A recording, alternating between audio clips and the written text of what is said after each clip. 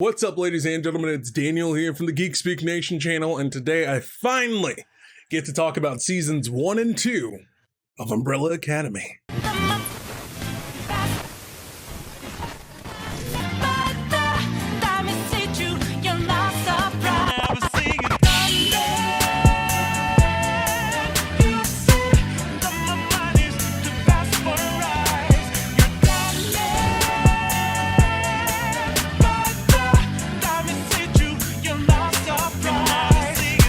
So, this video is going to contain complete spoilers for Umbrella Academy Seasons 1 and 2. So if you've not watched the show, I recommend it. It's worth a watch. Go watch it, then come back and see my spoiler-filled thoughts about both seasons. It's just for the simple fact of, I just finished watching both of them in about 3 days. So that's 20 hours worth of Umbrella Academy. That's just cycling through my brain right now. So, I just gotta get it out. Gotta get it out of my system. I gotta talk about this show so I can move on with my life. But with that being said, if you have not watched the show, wait, come back, or if you don't care, welcome. Let's get into it. And also, guys, before we start this video, we're really close to 2,000 subscribers. Thank you guys so much for all the recent support. It's really been incredible. It's gone for a week, came back. First video back has been amazing, and the support has been awesome since. So keep it up, guys. I really do appreciate it. And if you're watching this video and end up enjoying it, make sure you hit that like button. If you're new here and you want to see more content like this after you finish watching the video, make sure you subscribe, hit that bell notification, set it to all. Help us get closer to 2,000 subscribers. Let's do this. So initially I was a bit trepidatious about watching Umbrella Academy because it was around when the first season first came out. I watched like 10 minutes of the first episode, and I was like, I don't feel like diving into this. I don't feel like getting lost in this right now. I don't have time for this. So as time has passed and the marketing has been when I tell you non-stop for season 2, oh my god, the marketing does not stop. And so because of that, I was like, you know what, fine. I keep seeing ads for it all over the place. It is consuming my life to see ads for Umbrella Academy. I will watch the show.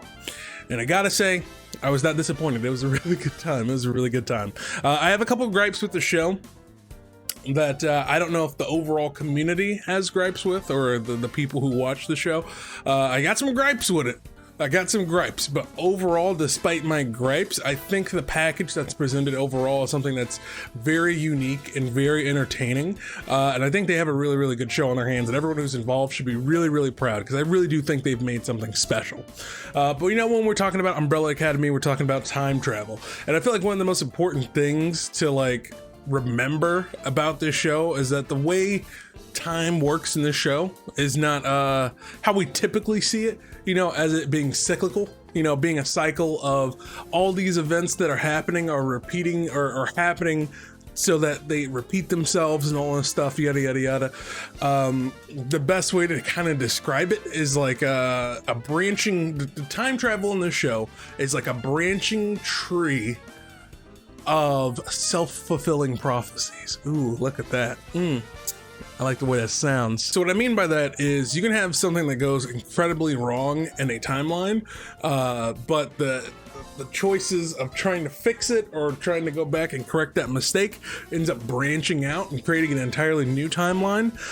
So whatever happens and everything that all went to hell in that original timeline, it happened. There's no fixing it. But inevitably, whatever went wrong, seemingly always something goes wrong, either the exact same way or something different happens in that branching timeline. So that's kind of one of those things you end up having to wrap your head around, because so many decisions that are made by the characters end up kind of feeling like you're watching some form of a cyclical show about a doomsday or about the end of the world, because the same characters or the same people make very similar decisions about trust or not giving information and all this sort of stuff and yada, yada, yada, that end up leading to people dying essentially, or the world ending, and it's pretty insane in that regard.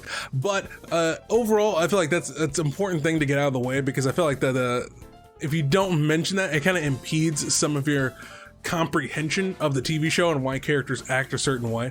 And you know, with the overall premise of the show being about a group of people who are emotionally damaged, emotionally broken, they should be expected to make the worst decision that's possible for themselves because they are so emotionally stunted. They don't know what it feels like half the time to do the right thing or to be around the right people.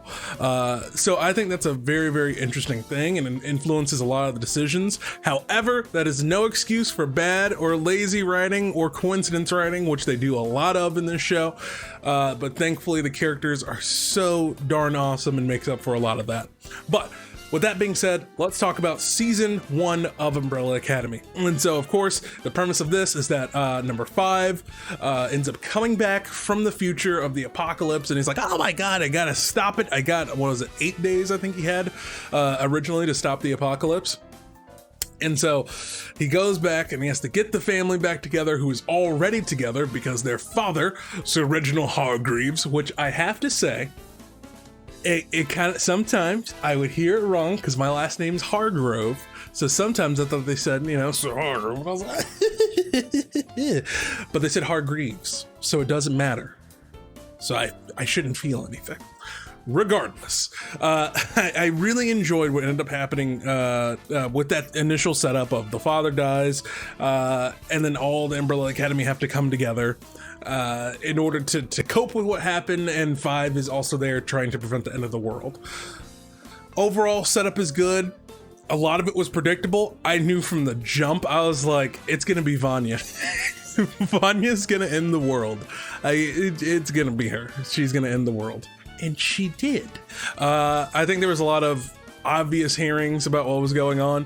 I think the interesting thing that season 1 does is that season 1 plays with your expectations of a superhero story of like, you know, they're going to overcome their odds and their differences to come together to stop the villain, who's obviously possibly the boyfriend because of losing the eye and all that stuff, yada, yada, yada.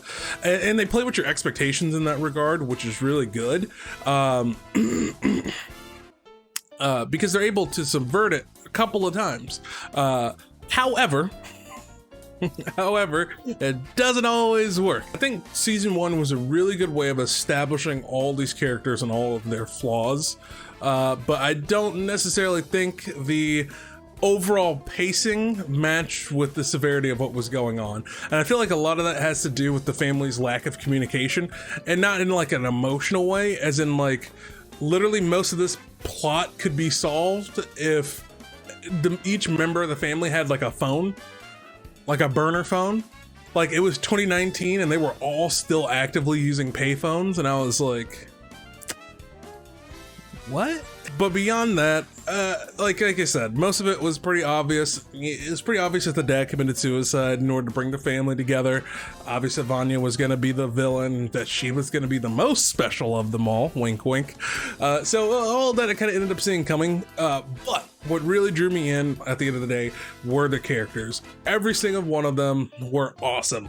I'd say the true standouts definitely had to be everyone except Diego in that first season, just for the simple fact of Diego was just so one note throughout that whole season. It was frustrating. It was very frustrating to watch Diego go around and just like be rude for the sake of being rude, and to the point where it was just like comically like, wow, you are really getting absolutely nothing done because you're spending all your time just being like the world's worst human being to other people and using people and not paying too much attention to them. But despite my feelings towards Diego, I think every other character went on a very, very interesting journey, kind of self-discovery.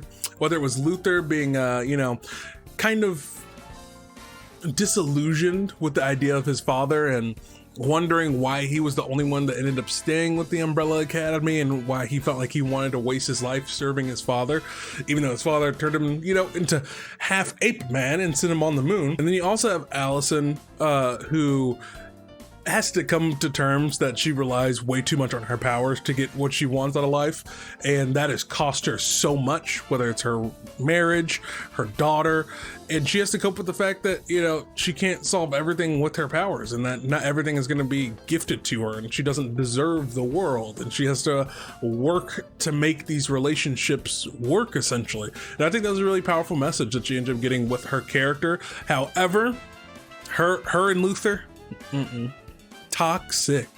Talk about a toxic relationship. Those two should not be together.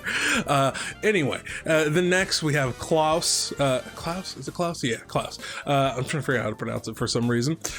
Klaus ended up becoming possibly my favorite character of the entire show. He is just so much fun. He's so engaging, absolutely hilarious. I think the whole entire idea of him having to suppress his ability to commune with the dead by using drugs was really, really powerful. I think my only problem that I ended up having with it was just the amount of times the show made us watch him relapse, and I know part of that was probably in an attempt to show people just how hard it is to stay sober, and just how many events can be so triggering. But it got to a certain point where it just got very repetitious, and it spent so long indulging in his drug abuse to the point where it's just like, okay, this is just affecting the runtime at this point. I get what is happening for his character. You don't have to spend so long on every single time that he relapses. So it got very frustrating in that regard when it came to Klaus's character over that course of that season. But him being able to go back in time, using a briefcase, and going to Vietnam adds a very interesting twist that I did not expect to his character, and adds a bit of a somberness and a pain to him that is very, very interesting. And I think that's the number one thing with all of these characters, is that they kind of come off as a bit stereotypical when you first meet them, but like ogres, they have tons of layers to them. So there's a lot to peel back, and there's a lot to analyze, and there's a lot more going on underneath the hood, which I think makes them really, really compelling, because they feel more real than they are presented. Except Diego, but he gets a lot better in season 2. Ben, he's dead. It was a neato way to include him in everything. A nice little, like, acting as the conscience of Klaus, but beyond that, good actor. That's all I got to say about Ben. And then lastly, let's talk about 5, who is absolutely insane. I don't know what the name of that kid is who plays as 5, but he is absolutely fantastic. You really do buy him as this grumpy old man who's trapped in a 13-year-old's body. It is absolutely hilarious. I think 5 is always the most interesting, probably, character to watch in terms of the story, because he's always the one who's actively trying to progress the plot for the most part. So I typically enjoy almost every single scene that he's in, because while most of the other characters are pretty stagnant in their own character dramas and don't really care about the main plot, 5 does, and that makes him really engaging. My only thing is that he is just like, it's a common trait with everyone in this family, and I guess you could say that they get it from their dad for the sake of trying to characterize it, but he is just comically bad at communicating with people. Like, every single one of them are bad with communicating with each other emotionally about things, and that's kind of the whole crux and point of the show. But the lack of communication, I feel like, truly costs his family so much. Like, even from the beginning of with him time traveling and not telling his family that he was a hitman, but then constantly disappearing for episodes at a time away from them, and then coming back after he's done something horrible to get back to them, and then being like, all right, we gotta go here. And they're just like, dude, we got all this other stuff going on and you're barely telling us anything. I think it wasn't until, well, it's like episode 7, 8 or something like that, that everyone was on the same page of like, hey guys, the world ends in 3 days. Like, I was like, it started with 8. What happened? Like, why are you so bad at telling people things? Like, I don't understand. I don't understand. And even still, he leaves out so many details and everything that ends up happening because he thinks it's for the sake of that person.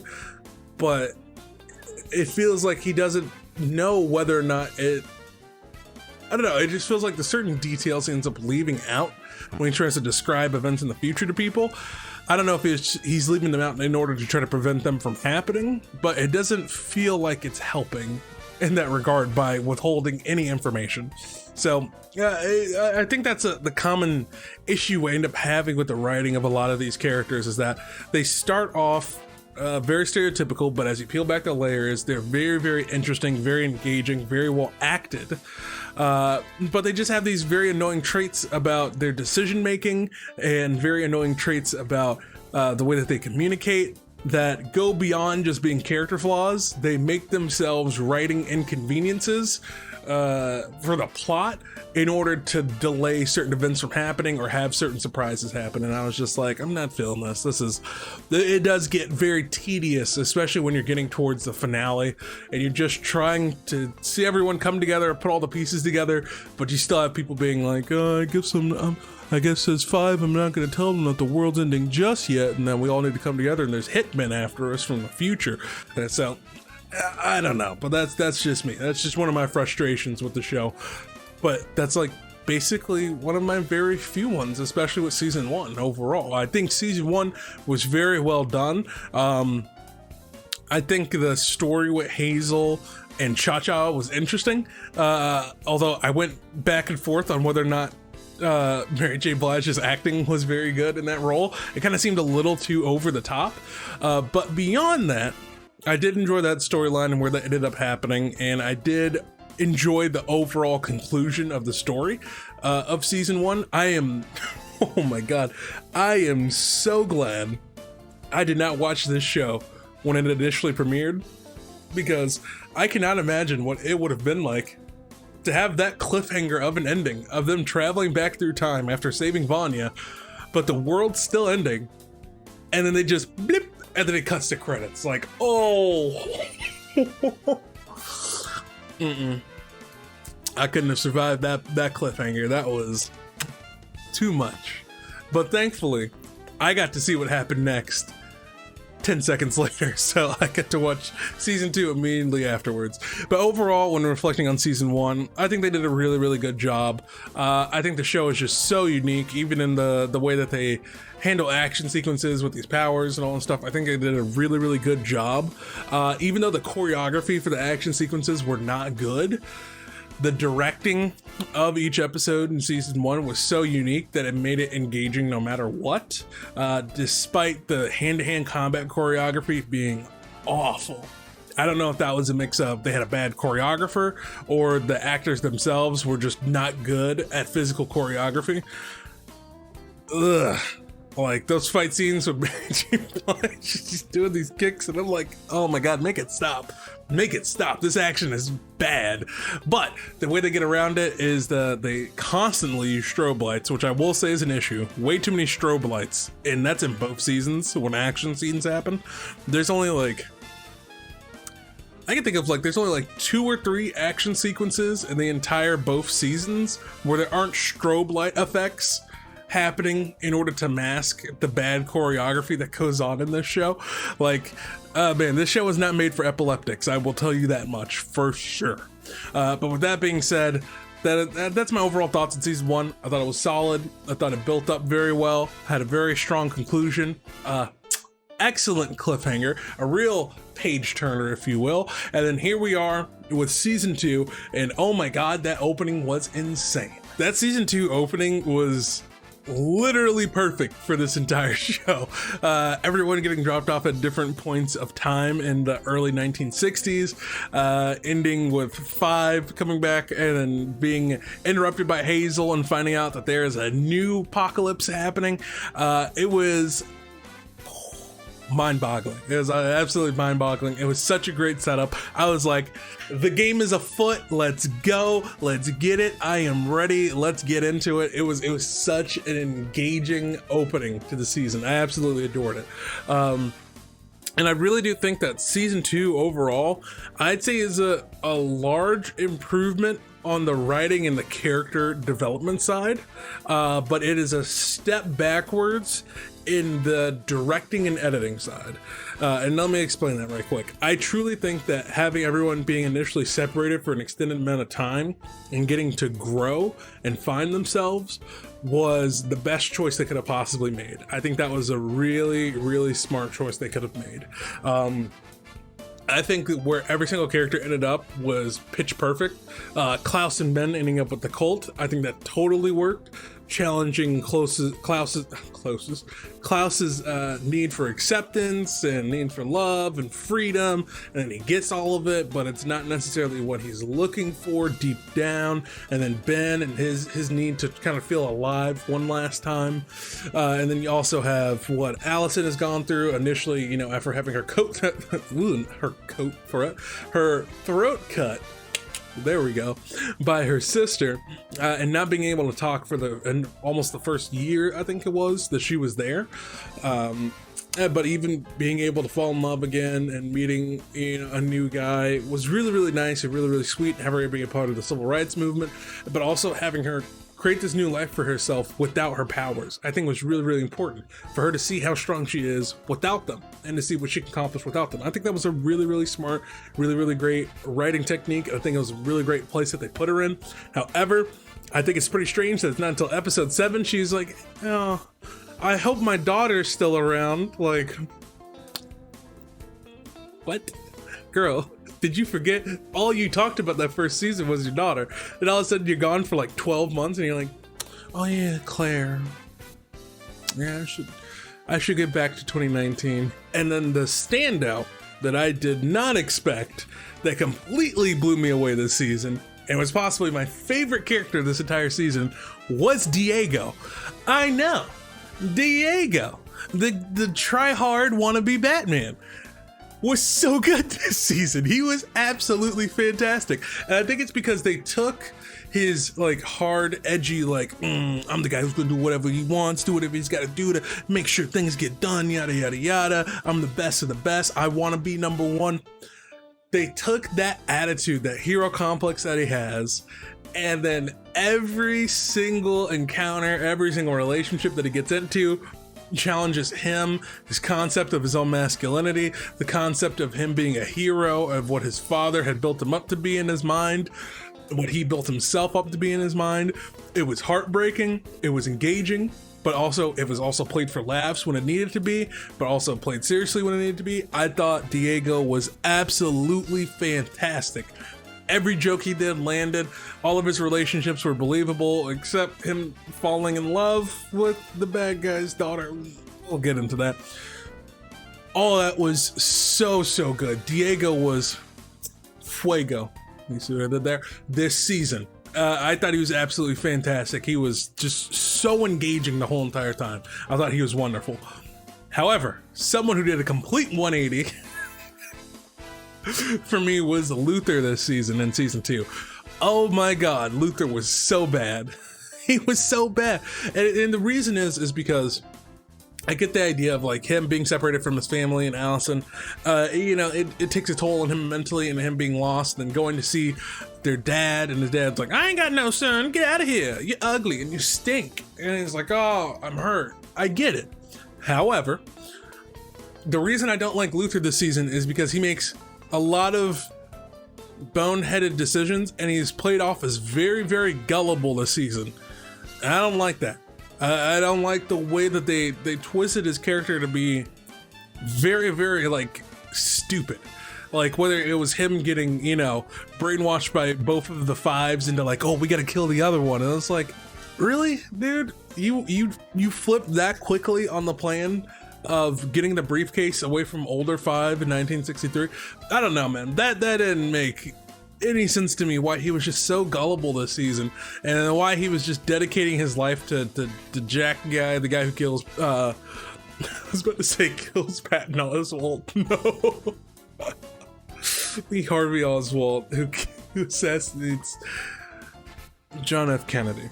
Okay, there we go. Got our names correct there. But Luther being so diligently subservient to this guy who has given him a place to stay, to the point where when 5 finally comes back and he's like, we have 7 days to stop the apocalypse, and Luther just goes, I don't care. What? what? If you don't try to stop it, then everything ends anyways. I don't know. It just, his motivations were just completely all over the place. It just didn't make any sense. Like, I can't tell, was he just doing everything for Allison? Was it because he wanted his life in 1960? Did he want to try to repair things? I don't know. Overall, like, he was just so gullible and silly for most of the season. It was kind of frustrating.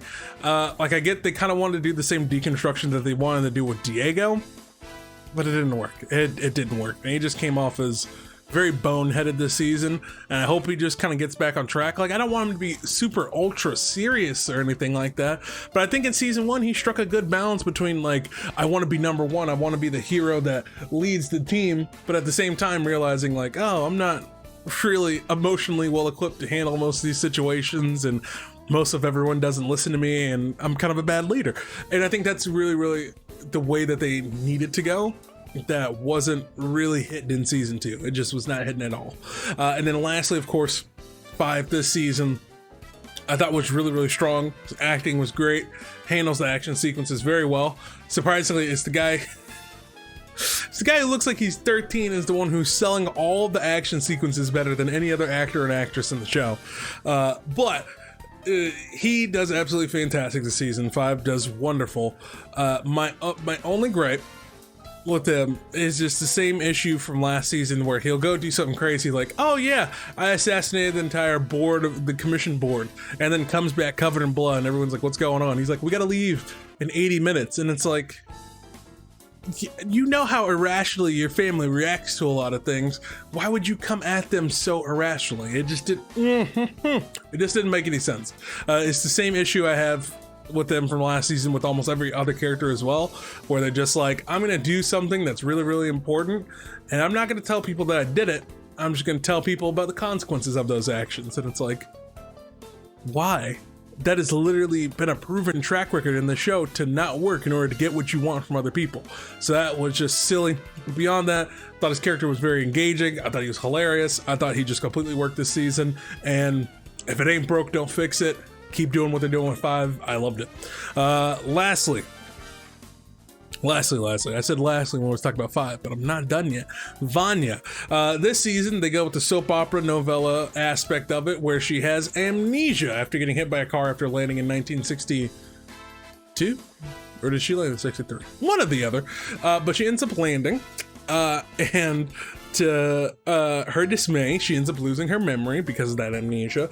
It ends up getting taken in by by this family, Sissy, Carl, and Harlan. And you know, some feelings start to blossom. You know, Ellen Page starts putting her personal life in the TV show. You know what I mean? Yeah, I enjoyed what happened. It was fun.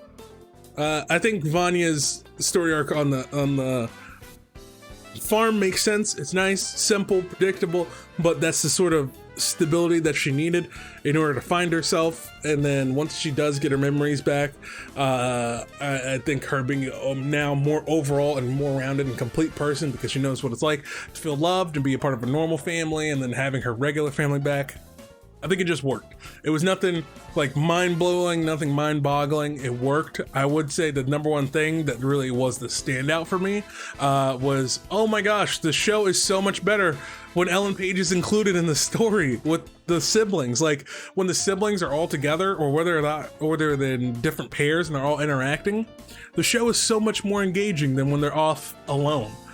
So I think the show was really hitting its stride, and I think Ellen Page, like, her presence being in this season and interacting with the characters made everything feel more cohesive and made everything feel like the proper unit that it was supposed to be. Because one of the weird things, and I understand why they did it, was Ellen Page's character felt so separate in season 1 that it felt like sometimes, like, I would forget that she was in the show. Like, it would be like almost 2 episodes where you don't see her at all, and then you just be like, oh yeah, Ellen Page is in the show, and she's got top billing. Her name is the first thing you see when the credits start. It says starring Ellen Page. But like, you hardly saw her, and she didn't feel a part of the family, and they wanted to make you feel that way on purpose, so that when she, freaked out and like blew up the moon, that you'd really buy into it. However, it felt like there was something missing. But in season 2, it works. It works. Everything feels like it's firing on all cylinders. I'm like, ooh, yes, I like it. This works. And like the last 2 characters I need to talk about. Well, also got to give a shout out to Herb. Shout out to Harvey, the main man. He was good. The commission I like the commission. They're very funny people. The last 2 characters you can talk about are Lila and the handler. The handler, I don't understand how she survives a lot of stuff. I don't even know if she's really dead this time around. We'll see. I don't know. She just pulls so much stuff out of her butt for surviving. I would not be surprised if she came back in season 3, but we're going with the official claim that she's dead, so we'll stick with it, whatever. Secondly, talking about Lila, her adopted daughter. I liked her at first, and then they did the twist with her being the handler's daughter, and I was like, okay, sure.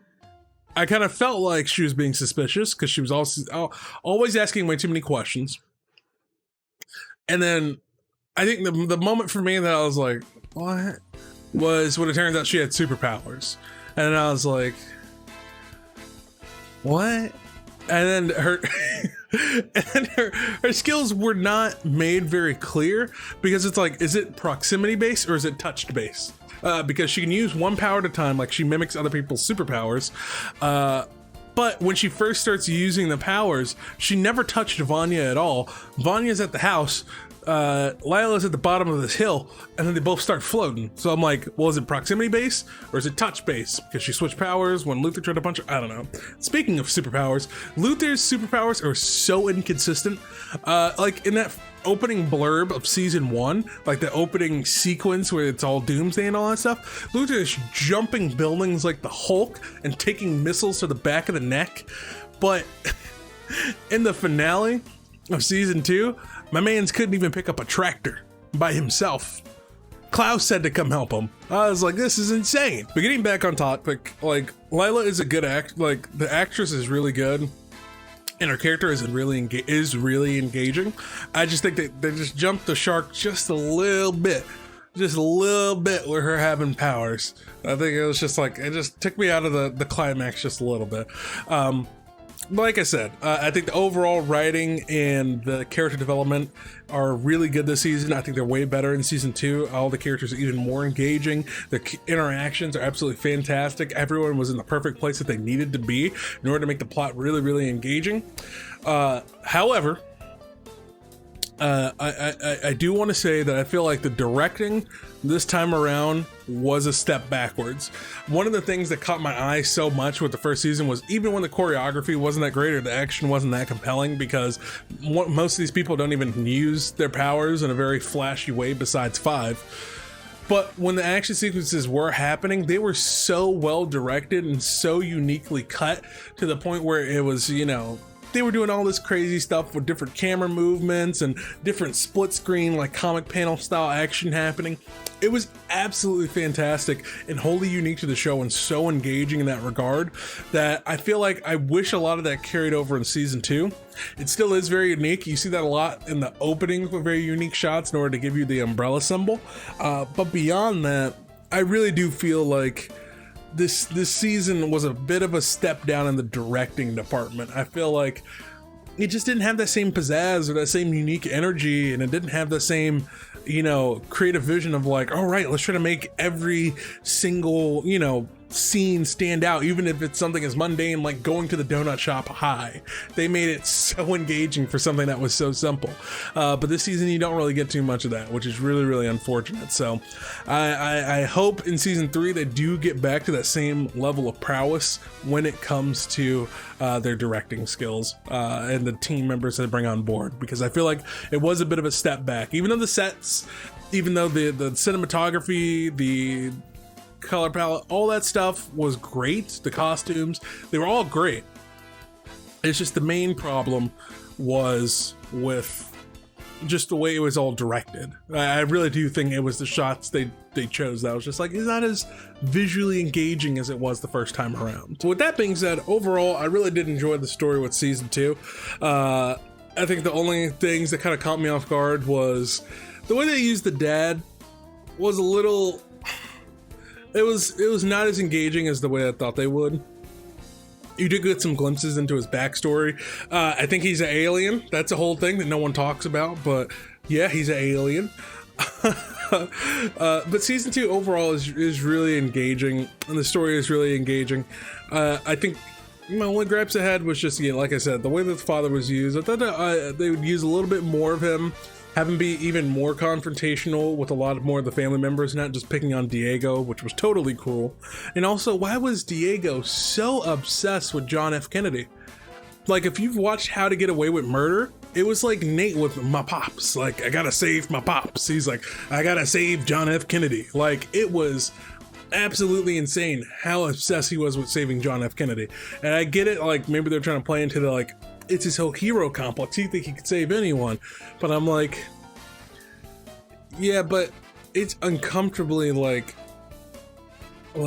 stupid how much he cares about John F. Kennedy, because they make a big statement about, like, we don't want to cause too many changes in the timeline. They're like, yeah, you're right, but you know, he really wants to save John F. Kennedy. I'm like, what? Is that not something that causes a big change in world history? I don't know. But with that being said, I still overall enjoyed the story for season 2. I think it kind of loses a little bit of its steam towards the end when it comes to the pacing, and I think that final fight was pretty anticlimactic. I don't like that they're using the kid with autism might have might be a danger to the society because he can't control himself. I don't like that angle. I really hope they don't make him into a supervillain into like season 3 or beyond or something like that. I would really not appreciate that. But with that being said, yeah, overall, I think season 2 is even better than season 1. I think the story is really engaging. They just need to stop doing this crap where they keep miscommunicating or not communicating at all about very basic things, not even emotional things, just basic information that everyone needs to know. Share it with the group, please. That would be fantastic. Overall, I think that's everything. I think that's everything I wanted to talk about. Ben died twice, but he came back and he's part of the Sparrows. I think this was the appropriate way to end season 2 with the cliffhanger that they had. I don't think you could do as abrupt of a cliffhanger as you did with season 1 again. That would be disrespectful. But overall, it's going to be interesting to see where they take this storyline. I'm going to be excited to see where it goes. I think all the characters are genuinely in a good spot. But man, do these characters make some stupid decisions. Do they make some stupid decisions? Even if you chalk it up to like them being like, well, they're flawed, emotionally stunted people, they make some dumb decisions in this show that make absolutely no sense. Like Klaus confronting his confronting Dave, even though Dave hasn't gone to war yet, and also I don't know, it was just silly decisions like that. I was like, I really hope they cut that out in season 3. I don't mind our characters making bad choices. I actually think that's what makes the show so refreshing and unique, is how selfish almost every single character is, and how bad the choices are that they make, because they screw everything up, and that makes them even more adorable and really like more interesting. But with that being said, guys, those are our overall thoughts on seasons 1, seasons 2 of Umbrella Academy. I am glad I got all this out of my system. I binged all 2 seasons in 3 days. Tired, but it was worth it. Oh, it was worth it. It was a good show.